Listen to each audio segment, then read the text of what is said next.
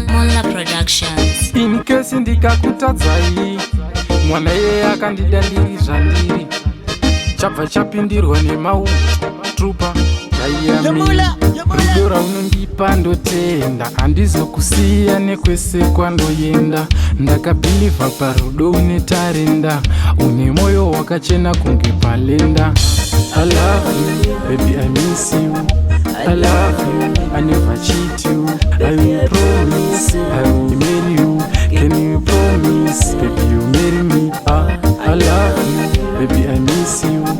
I love you, I never cheat you. I will promise, I will marry you.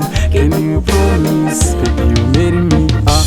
It's so hard kudanana necelebrity pa Facebook wakambonditega ndina Bridget, asi unozviziva kuti ndokuda itenit. I promise ndicharitenga tenit, utori love song saka baby ndatipulit. Love inodhura tirambane nemateksi, mama pekutanga saka ndioripa next, usazondidyisa unjero usina test. I love you, baby, I miss you.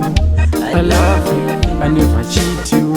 I will promise, I will marry you. Can you promise, baby, you marry me? I love you, baby, I miss you. I love you, I never cheat you. I will promise, I will marry you. Can you promise, baby, you marry me? Ndanga sina chinhu wakandida ndakadaro, ukati ndiri king ndinotonga kunge faro, asi zvichachinja zvezogara zvakadaro. Lots of love ndichakupa enough, uri munhu wangu saka ndikubate rafu. Lavu inonaka inotesa sechikafu, tora sando dzako baby ndakupa manafu. I promise, saka wanzwa ndati I love you, baby, I miss you. I love you, I never cheat you. I will promise, I will marry you. Can you promise, baby, you marry me? I love you, baby, I miss you. I love you, I never cheat you. I will promise, I will marry you. Can you promise, baby, you marry me?